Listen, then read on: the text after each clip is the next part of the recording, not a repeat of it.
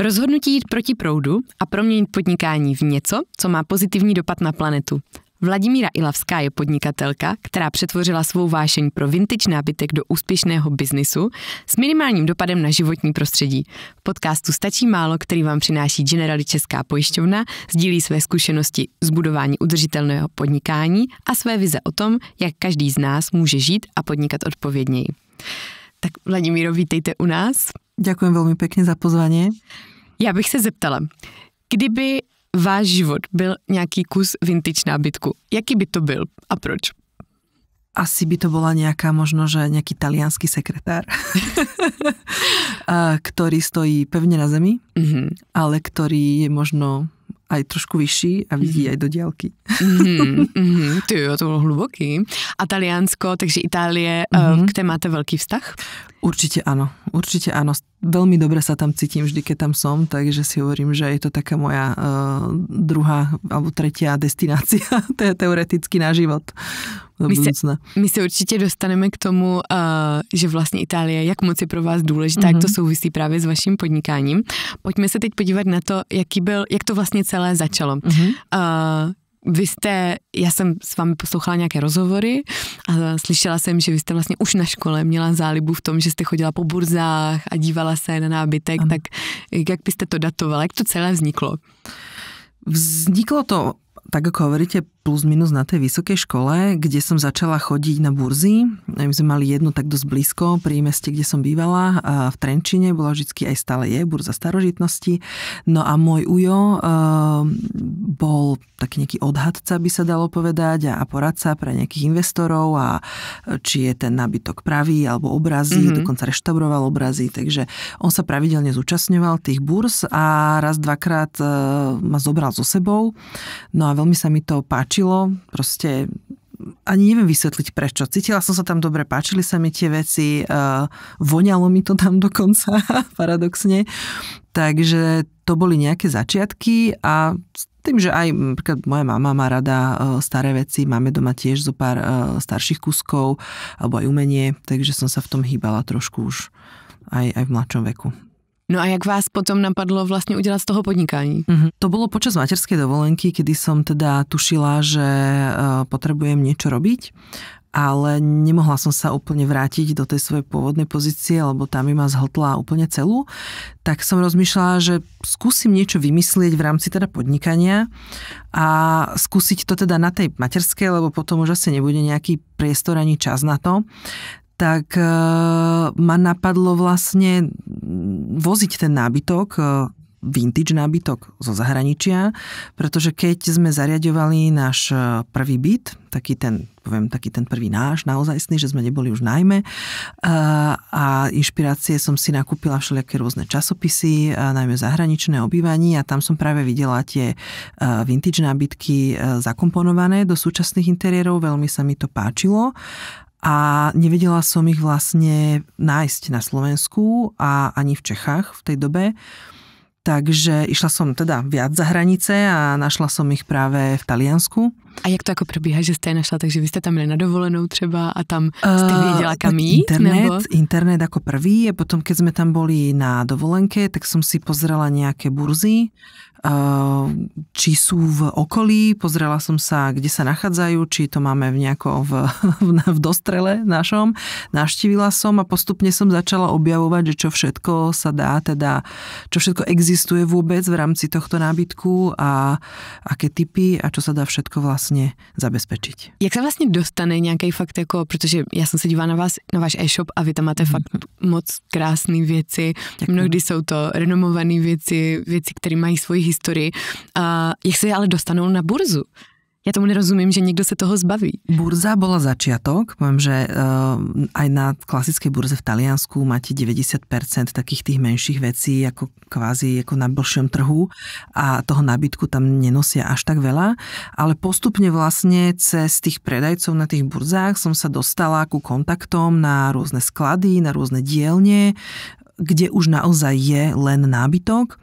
A tie vlastne kontakty využívam doteraz, plus samozrejme vyhľadávam si aj nejaké ďalšie a nových nových dodávateľov. Takže to tak išlo ako krok po kroku, takže burzy sú iba jedna časť z toho môjho reťazca, by som povedala.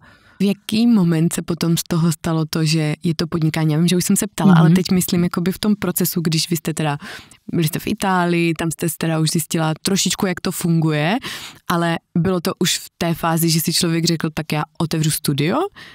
Vtedy už som vedela, že otvorím štúdio a mala som vlastne kontakt iba na jedného dodávateľa, ktorý má také francúzske art deco veci, také trošku drahšie. A práve som chcela možno aj niečo cenovo trochu dostupnejšie. Takže preto som začala pátrať v Taliansku. A tak sa to nejako... Takže už som vedela, že bude štúdio, už som mala, myslím, aj priestor nájdený, len som ako keby chcela rozšíriť sortiment. Čo sa teda podarilo v to leto na tej dovolenke, teraz si pamätám, že bolo hrozné teplo a syn teda nemal ani rok a manžel tam s ním obiehal kdesi okolo tej burzy, no proste to bola ako... A kde to presne bylo? To bolo v Toskánsku na také maličkej burze. Tak to muselo byť strašný. No, presne. Takže som zviezla ako keby druhú várku, by som povedala, áno, druhú várku do Bratislavy, no a otvorila som mesiac na to štúdio v Bratislave. Předcházel tomu nějaký podnikatelský plán? Že byste si řekla, kdo je váš zákazník, prostě jak bude vypadat to portfolio, jak to bude napočítaný? Vôbec. Nie, v tomto smere som išla úplne, že pokus omyl a hovorím si proste, že mám nejaký rozpočet, nakúpim, uvidím, či bude o to záujem. Všetko moje okolie ma presviečalo, že áno. Aj si odo mňa nejaké veci kúpili a tak to mi ako samozrejme dodalo trošku sebavedomia, ale potom som teda otvorila štúdio a snažila som sa samozrejme značku ukázať. V rámci toho marketingu teda som začala najmä pracovať, či už na sociálnych sieťach, pripravovať web stránku a podobne, ale žiadny špecifický plán nebol. A jaký to bylo, ty začátky? Tak neboli ľahké, poviem na rovinu, že veľmi veľa nových vecí ma postretlo, pretože ja som kedysi, predtým som vlastne s podnikaním nemala absolútne žiadnu skúsenosť, ani nie som z nejakej rodiny podnikateľov teraz, že by som mala aspoň príčuchla k niečomu. Takže skôr manžel mi možno dával nejaké rady, on je ekonom, takže ten ma vedel usmerniť, keď som potrebovala, ale všetko som sa nejak tak záchodu učila, aj možno ten vkus tých zákazníkov a podobne, takže to išlo naozaj krok po kroku. Jak vypadali ty první zákazníci a vy jste první showroom otevřela v roce 2018 v Bratislavě a jak vypadají teď? No, snažila som sa práve cez tie sociálne siete plus možno nejakých architektov a interiérových dizajnérov osloviť a potom vlastne o nejakého 3/4 roka neskôr v roku 2019 som sa prihlásila na Design Week bratislavský a tam som ako keby oficiálne urobila launch, teda značky, s tým, že mi pomáhala aj jedna špecialistka na PR a podobne, že už som trošku išla štrukturovanejšie na to. Takže to bol veľmi dobrý krok, musím povedať. Ukázať sa teda svetu, napozývať tam, poviem, možno aj influencerov a rôznych takto ľudí, ktorí by teoreticky mohli mať záujem, už aj priamých klientov a tak sa to nejako celé spustilo. Vy jste vlastně v roce 2024 letos, tak jste otevřela showroom i tady v Karlíně. A když se podíváte na toho slovenského zákazníka versus na toho českého, liší se nějak, nebo je to podobné? Je to dosť podobné. Ja som paradoxne mala od začiatku hneď aj českých zákazníkov nejakých. Bola to samozrejme menšie percento, malé percento, ale aj do Prahy sme dosť často voziali, sa priznám, alebo po ceste do Prahy. Takže teraz sa to nejako učím, poviem, že sledujem, keď zákazníci chodia, čo sa im páči tu v Čechách, čo preferujú. To, čo som zatiaľ odpozorovala, je, že možno viac majú záujem o nejaké kusky s dizajnerským pozadím, že je to nejaká značka alebo nejaký konkrétny dizajner a majú prehľad. Tým, že možno už sme samozrejme aj 6 rokov neskôr, tak vznikli aj značky podobné mojej, aj tu v Čechách, takže už majú trošku lepší prehľad, majú lepší výber, takže možno idú po takých tých Sú taky náročnejší, by sa dalo říct? Áno, tak po takých tých cukríkoch alebo čerešničkách by som povedala, tak toto zatiaľ vnímam. A kdo teda vlastně je ten typický zákazník? Je to někdo, kdo si zařizuje svoje vlastní bydlení, nebo jsou to jako nějací sběratelé například? Aj jedno, aj druhé kľudne. Často chodia, áno, zákazníci, ktorí si zariaďujú a vedia, že u mňa nájdú solitéry.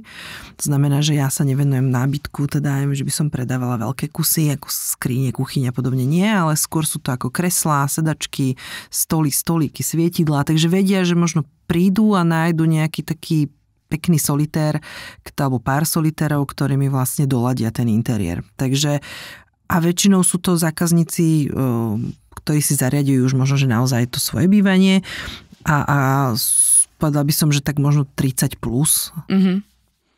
Já jsem koukla na ten e-shop a vy přesně tady popisujete, jaký sortiment tam máte. Plus jsem si všimla, že tam máte i svíčky, které se prodávají přímo teda pod značkou Laviš. Ano.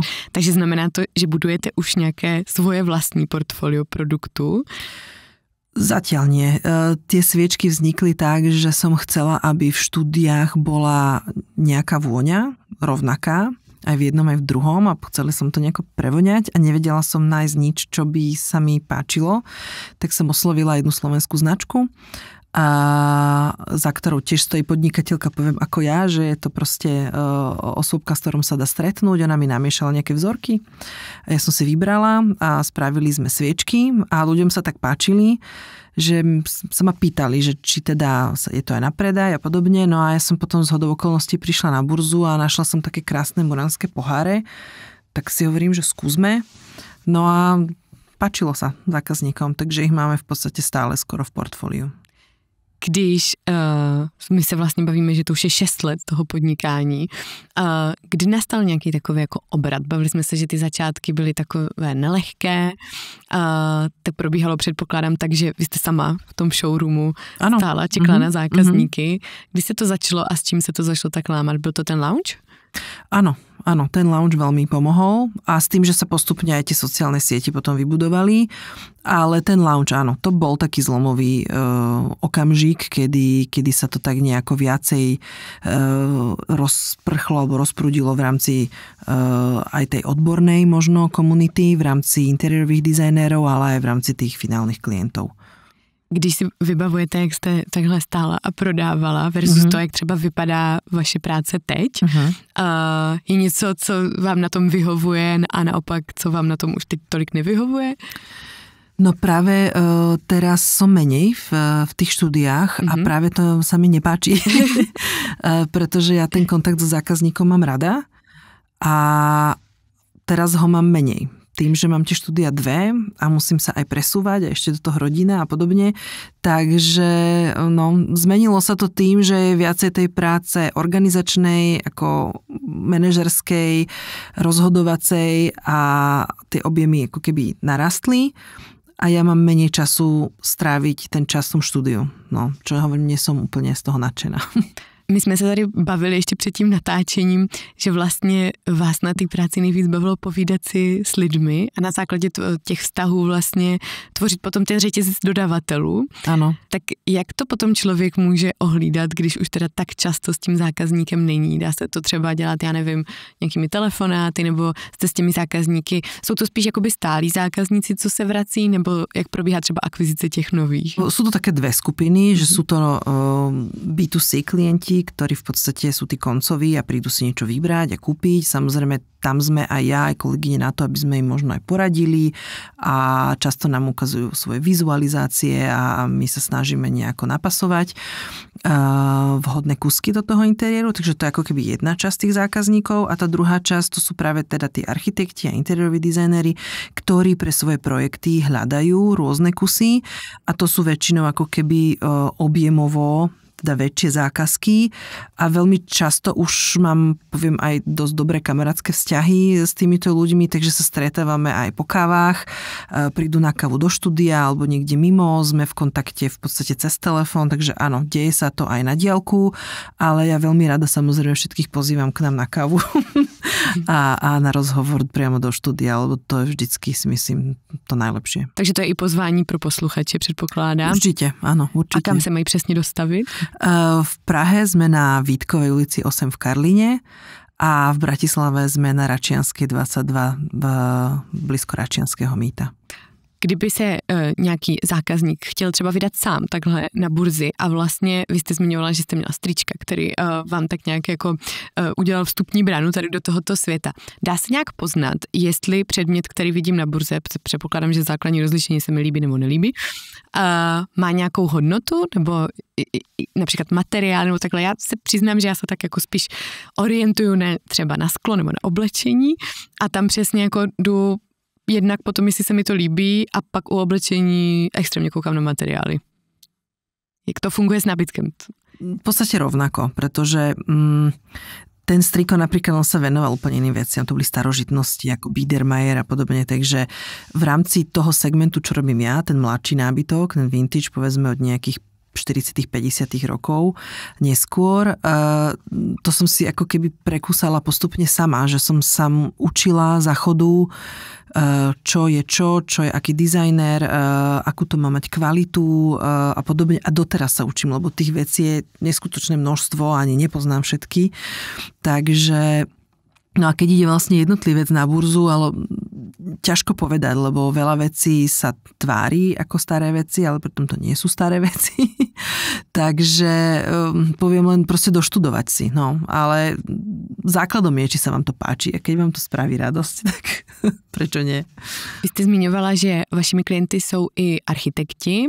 A chodí takhle jakoby i se specifickou představou, že třeba řeknou, potřebuju sehnat tento kus nábytku od Mise van der Rohe a vy ho záníte. Áno, áno. Jak dlouho to třeba trvá takhle sehnat nějaký nábytek?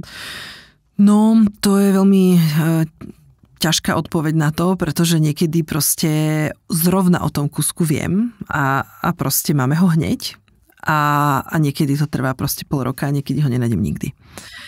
Takže naozaj závisí. Keď to je nejaký kúsok, ktorý má dizajnéra alebo nejakú značku, ktorá ho vyrába, je trošku jednoduchšie ho nájsť, pretože pod tým menom ako keby každý vie aj z tých mojich dodávateľov, že na čo sa má zamerať a podobne.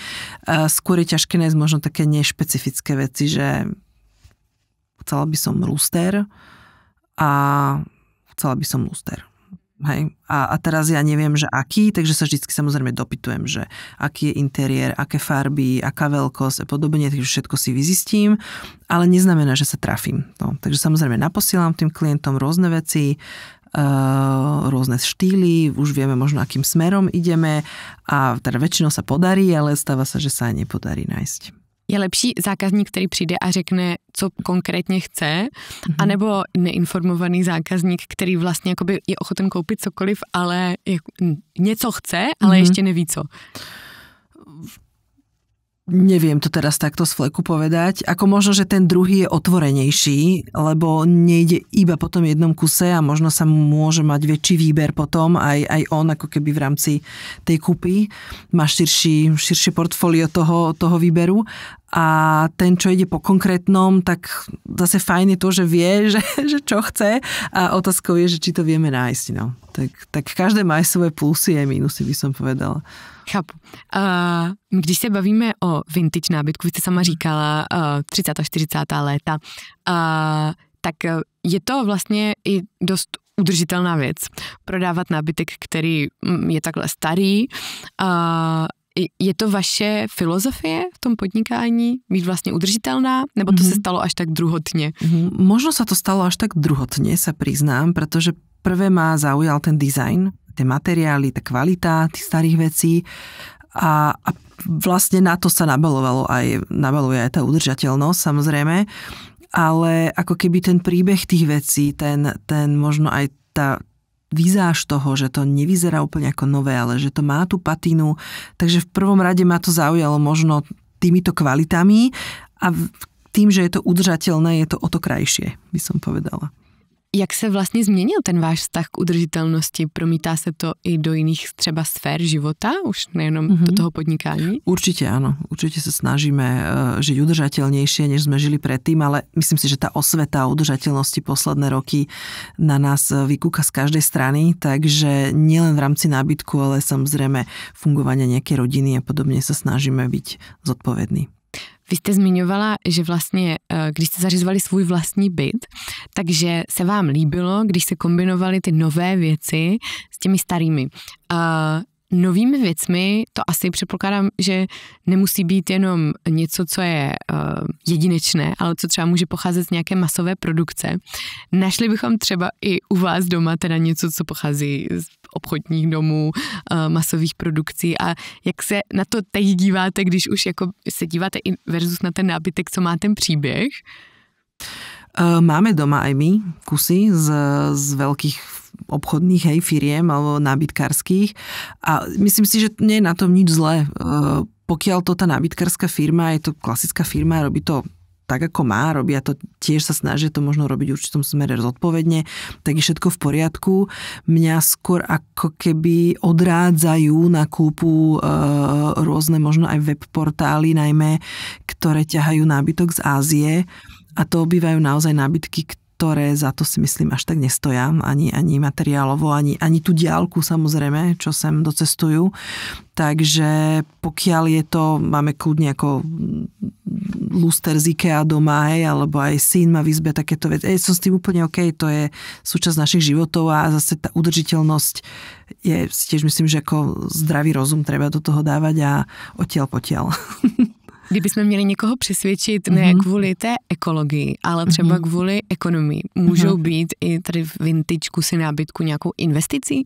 Určite áno. Oproti právě těm tradičním masovým řetězcům. Určite áno, práve aj tieto kusky, ktoré majú vlastne sú podpísané pod nimi dizajnéri, tak tie sú samozrejme viacej cenené ako tie kusy, ktoré nemajú týchto výhlasných dizajnérov, ale aj ku príkladu, keď sa teraz pozerám na kusy nábytku vyrobeného z dreva, napríklad komody rôzne a podobne, tak v tej kvalite, ktorú kúpite napríklad, ja neviem, komodu vintage za 2000-3000 eur, v rovnakej kvalite a prevedení sú teraz tie nábytky naozaj rádovo 2 až 3 krát drahšie. Pretože kedysi tie nábytky boli naozaj vyrábané kvalitne, preto aj držia doteraz a tie použité materiály boli proste s rozumom a naozaj poctivo vyberané. Když se bavíme o té renovaci, musíte zvažovat i vlastně, vy zmiňujete, že to bylo vyrobeno kvalitně, takže i ten materiál dnes je kvalitní, může se ale stát, že to má nějakou vadu a třeba to v té renovaci není vhodné? Áno, môže sa stať, že sú tam nejaké, poviem, neodvratné veci, ktoré už nevieme zachrániť, ale väčšinou, ako napríklad teraz poviem, že aj kreslo, keď máme nejakú konštrukciu a teraz všetko na tej konštrukcii je, poviem, už zlé, tak sa dá tá konštrukcia proste úplne oholiť a vystavať to na novo. Dá sa aj tak. Samozrejme, tu je druhá otázka potom už tej ekonomiky, že koľko to asi bude stáť a či sa to oplatí urobiť. Snažíte se balancovat mezi tady tím, jakoby kolik bude stát ta renovace versus to, co se z toho dá získat? Určite áno, pretože to potom musím ešte predať. Takže, no, ja si práve... Takže určite áno, takže pri každej tej kúpe musím zvažovať, čo asi s tým kusom ešte treba spraviť. Často sa napríklad aj na tých mojich cestách radím potom s reštaurátorom, ktorému posielam fotky, voláme si, píšeme si, oplatí sa to zobrať, neoplatí, vieme z toho niečo pekné ešte urobiť, alebo je to v zlom stave, takže ja mám aj jeho časť na linke v rámci týchto ciest, aby som sa vedela poradiť. Mně vždycky přišlo, že nákup nábytku je taková jako racionální věc, jo, nebo pro spoustu lidí, že si prostě řeknou, teď potřebuju tady někam schovat skleničky, tak koupím prostě tady vitrínu, ale když už má člověk všechno vybaveno, tak potom už dělá ty doplňky a to už mě přijde zase takové jako emoční. Řekla byste, že výběr vašeho nábytku nebo vašeho portfolia je něco, co je spíš racionální nebo spíš emoční? Často sa ľudia nadchýnajú, takže poviem, že skôr asi emočný, ale ja vždy hovorím, že aj ten vintage nábytok má okrem tej vizuálnej stránky, alebo teda nejakej tej histórie a príbehu, má aj slúžiť. Takže určite je tam aj tá funkčná stránka vecí a preto samozrejme tie vintage kusy aj u nás v štúdiu sú vždy funkčné, snažíme sa ich aj čo najpohodlnejšie zrenovovať a podobne, takže emócie hrajú veľkú rolu, ale všetky tie kusy sa dajú používať, lebo niekedy sú ľudia takí, že Ježiš, to si nekúpim, lebo si na to sa bojem báť sadnúť alebo niečo. Hovorím, nie, na to si treba sadať. To je proste na to určené a má to okrem tej radosti, teda z tej kúpy niečoho udržateľného a historicky možno cennejšieho, mať aj ten účel, že to má plniť funkciu. Když se zase vrátím k té udržitelnosti, a jak jsme si tady popisovali, že voláte právě a ujišťujete se, jak ta renovace bude probíhat, jestli je to k tomu vhodné. Snažíte se tu udržitelnost uplatňovat i v rámci teda toho procesu, když objevíte nábytek někde v Itálii, za jakých podmínek se dostane vlastně do Čech? Jak se to všude projevuje, ta udržitelnost? No, áno, napríklad práve preto si pre ten nábytok chodím sama a využívame tak, že naozaj zoberieme obrovský tranzit, ktorý sa snažíme naplniť, ako to len ide.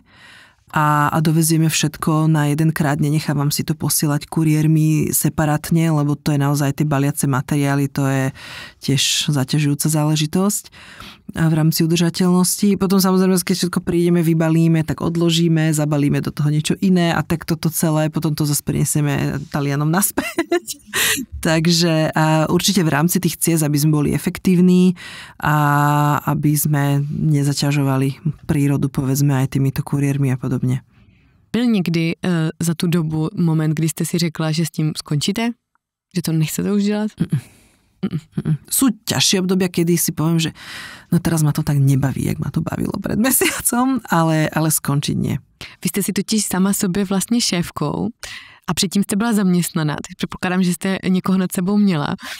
Tak jak se potom člověk dokáže motivovat sám? Je to náročné, to je to úskalie, to podnikanie. Ešte hovorím, že aj som v tom biznise ako keby sama, že nemám nejakého spolumajiteľa, partnera, když by chvíľku každý ťahal pilku, ale musím tú pilku ťahať hlavne ja. A musím sa na to proste nastaviť. No a niekedy si aj povedať, že OK, teraz nemám dobrý deň, dobrý týždeň, tak proste nebudem tlačiť na pilu a trošku si oddychnem. Ale musím povedať, že byť ako keby samej sebe paňou je super. Takže doporučujete. Že sa mi to viacej páči, než predtým. Jak to vlastně vypadá, na to jsme narazili, že za těch 6 let tak se vlastně jako konkurence trošku zvedla a ta poptávka tady podle mě narůstá. A jak vlastně dokážete tu vaši značku odlišit? Laviš znamená v překladu přepichový, tak znamená to, že to je něco jakoby, že se snažíte i profilovat jako taká hodnotnější věc, nebo jak přistupujete k té konkurenci? Mm-hmm. To slovo laviš má takých viacej významov, jak všetky anglické slová, a to je také, že očarujúci a podobne. A našla som vlastne to slovo, keď som si raz čítala knižku o Art Decu a nevedela som, čo znamená, ale páčilo sa mi, ako znie. Ale v podstate ten prepich alebo to očarenie má byť samozrejme či už z toho tvaru alebo z toho materiálu. To znamená, že naozaj v minulosti boli používané vzácne dyhy, tie nábytky boli s masívou, bola tam práva mosác, nemiešaná, tie dyhy boli exotické, takže ten prepich je v tej kvalite vlastne ako keby transformovaný. A preto mi to nejako dávalo zmysel, že by to mohlo fungovať, ten názov s tým, čo robím. A teraz som zabudla, čo ste sa ma opýtali. Jestli to vlastne pojí s tým odlišením od konkurence? Od konkurencie.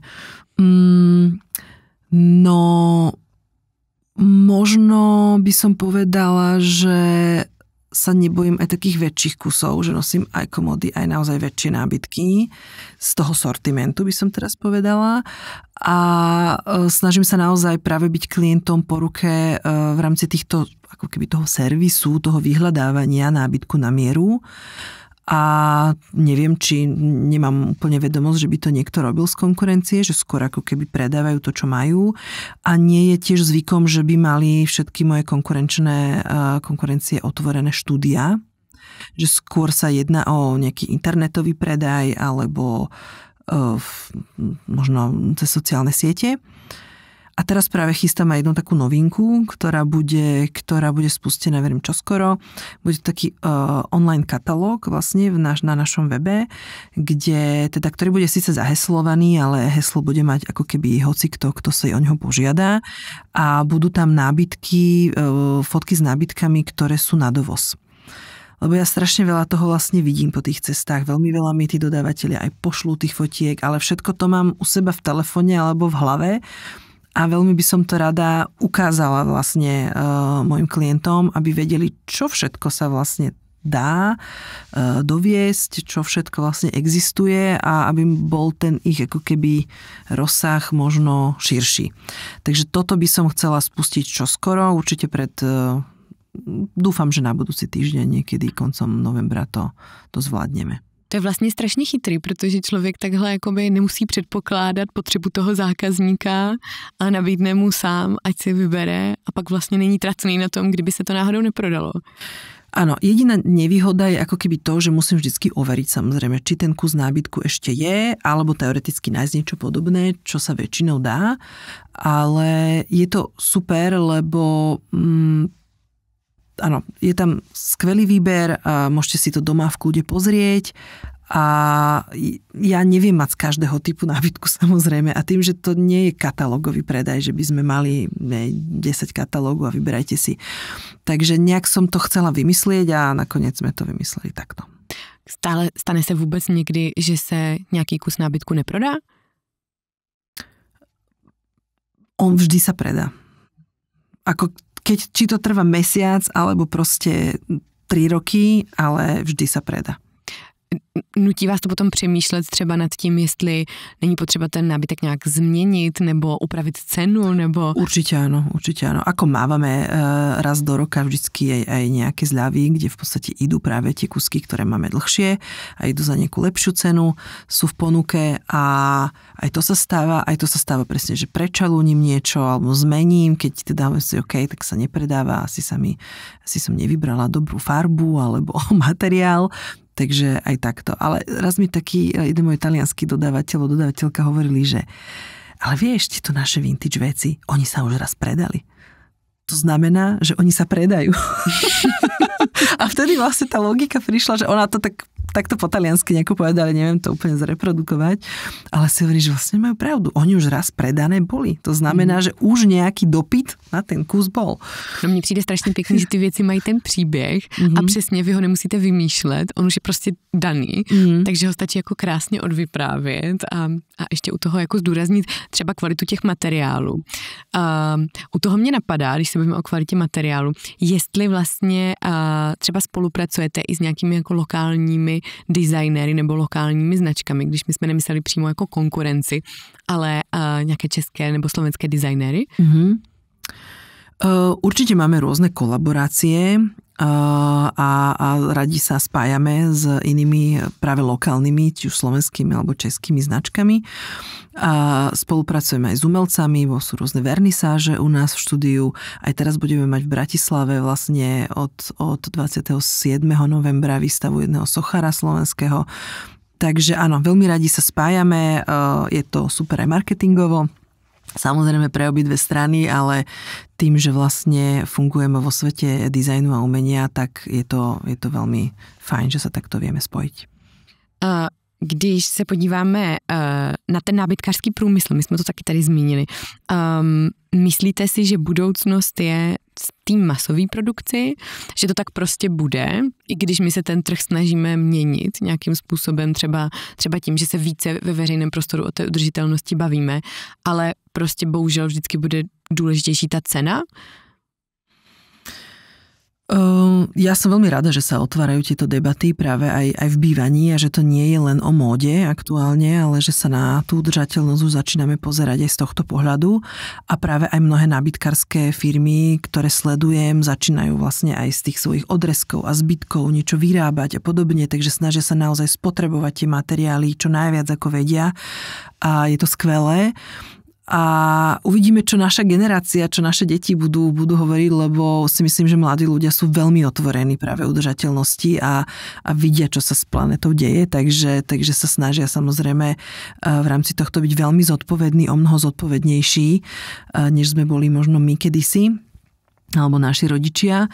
A cesta je aj jedna, aj druhá. Ako si myslím, že nevieme úplne odseparovať jedno od druhého. Vždy sa bude hľadiť aj na tú masovú výrobu, na tú ekonomiku a na to zarábanie. A potom je to samozrejme otázka toho spotrebiteľa, ako veľa budeme musieť vyrábať nového a ako veľa sa možno bude dať zachrániť toho starého a fungovať vlastne na tejto báze udržateľnosti. Ale vždy radšej hovorím klientom, že radšej si našetrite na poriadnu kvalitnú vec, ktorá vám proste, a to už je jedno, či je to vintage alebo je to nová vec, ktorá vám proste vydrží a nie, že po 2-3 rokoch uvidíte, že sa vám zrazu striekaný luster začne olupovať a už sa vám nebude páčiť a podobne. To je práve narážam na tú Áziu, ktorá chrlí strašne veľa takýchto vecí nekvalitných. No. My jsme, jste říkala vlastně, že ta nová generace, a vy máte 7letého syna, a vidíte třeba i u něj nějaký přístup k udržitelnosti? Snažíte se i s takhle malým dítětem o tom bavit?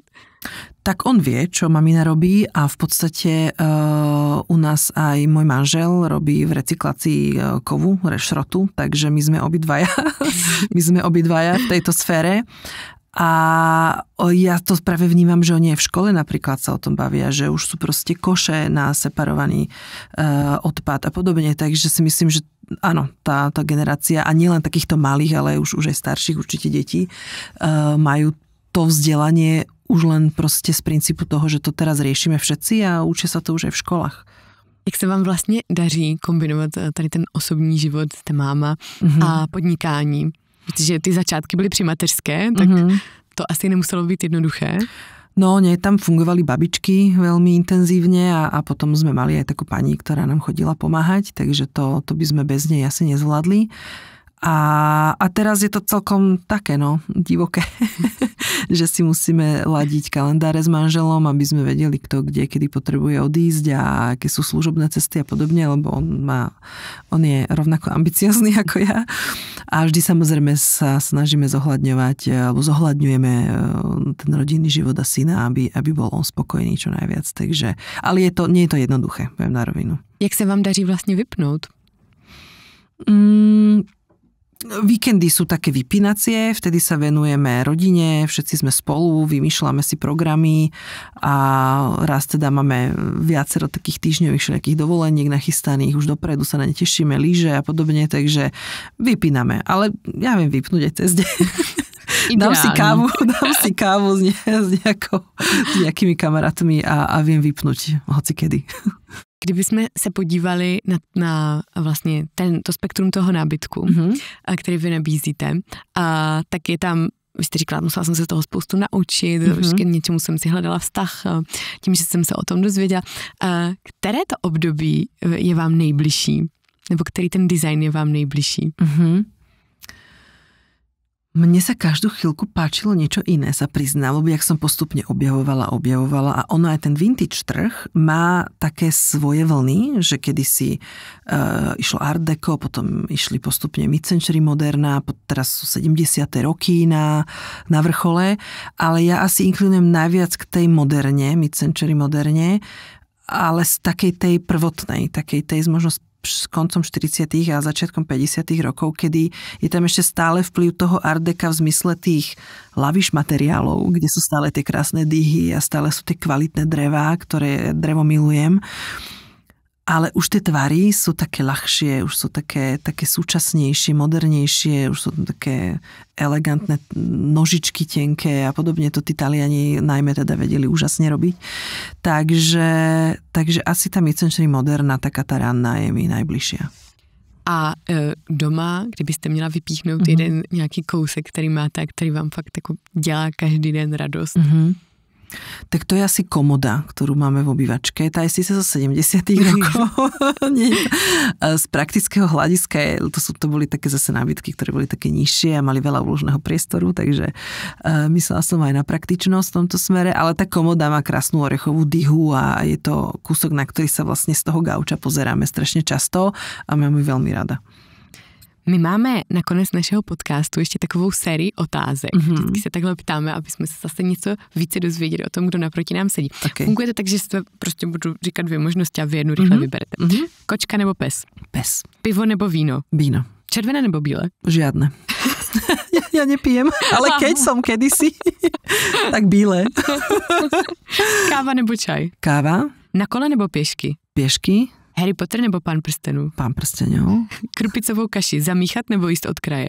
Od kraja. Som v kruhu dôvery.